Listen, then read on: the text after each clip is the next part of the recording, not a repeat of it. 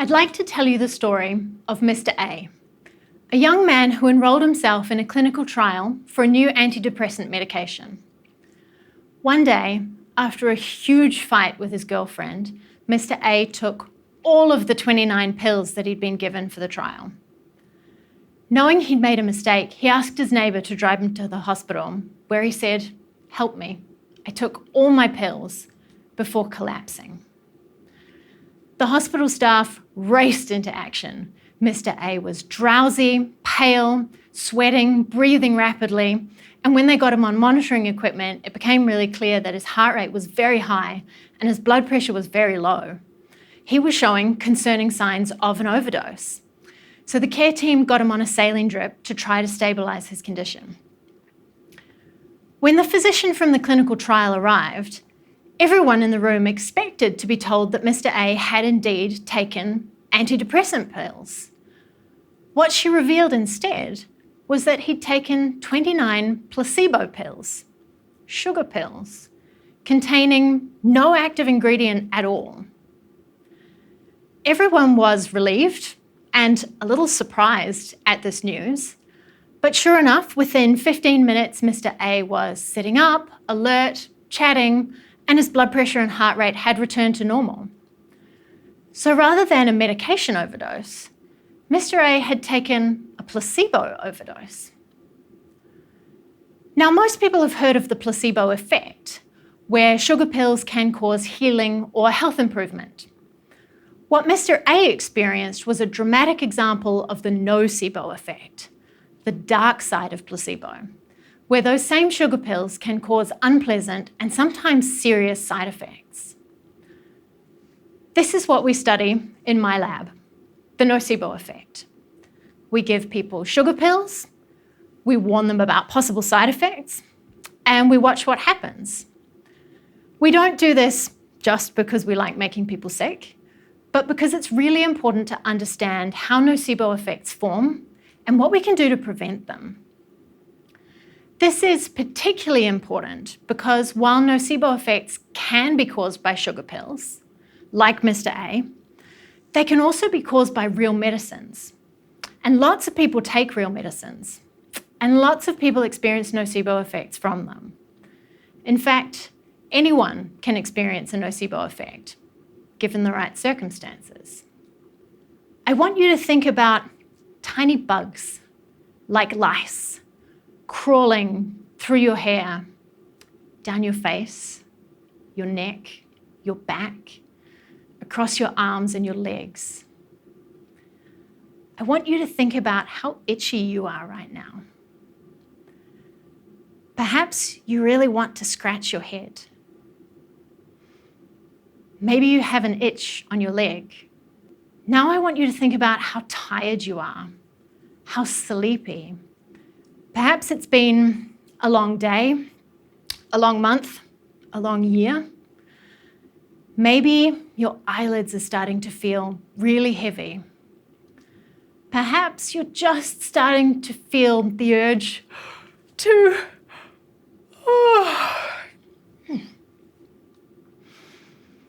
Just paying attention to symptoms can actually cause them to happen. And yes, it is all in your head, but those symptoms are also very real. If we'd looked at your brain activity while you were feeling itchy, we'd have seen something very similar to somebody who has an itchy rash or a mosquito bite. Those same brain regions that activate when you're itchy would have been active in your brain too. This is part of the explanation for how nocebo effects occur. We can literally think ourselves into experiencing side effects. And now I want you to imagine you've been prescribed a new medication by your doctor. What's one of the first questions you might ask? What are the side effects? And so you start paying just a little bit more attention to those side effects, expecting that they might occur. The nocebo effect is really driven by the power of negative expectations. So expecting to experience a side effect can actually make it happen. So how common is the nocebo effect? Well, in a huge study involving more than 500,000 people, taking a range of different drugs, it was found that 76% of people reported side effects, which wasn't particularly surprising. What was surprising is that 73% of people taking placebo pills, sugar pills, reported remarkably similar side effects, which means that of all those side effects, only 4% can be explained by the drugs themselves. The rest can't. Now, some of those are common everyday symptoms that all of us experience, but about 60% seem to be caused by the nocebo effect. So most side effects, more than half, are probably caused by the nocebo effect. So the nocebo effect is common, it can be very serious, and it can be caused really easily, just by warning people about the possible side effects of a medication. So the first study to show us this happened by a lucky mistake.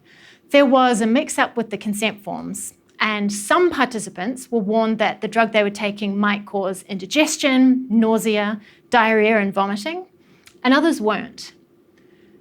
People who got these warnings were 3 times more likely to experience these side effects, and almost 6 times more likely to quit the study because they were so unpleasant.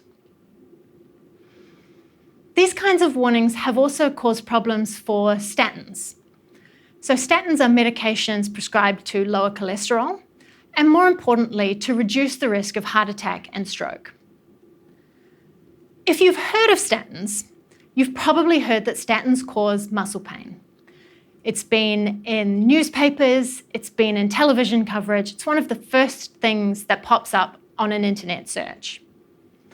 Except that's not what the data says. What the data says is that people who are taking statins are just as likely to experience muscle pain as people who are taking placebos. Despite this, people taking statins are still warned that muscle pain is a possible side effect. And about 30% of them will experience muscle pain, not because of the statins, but because of the nocebo effect.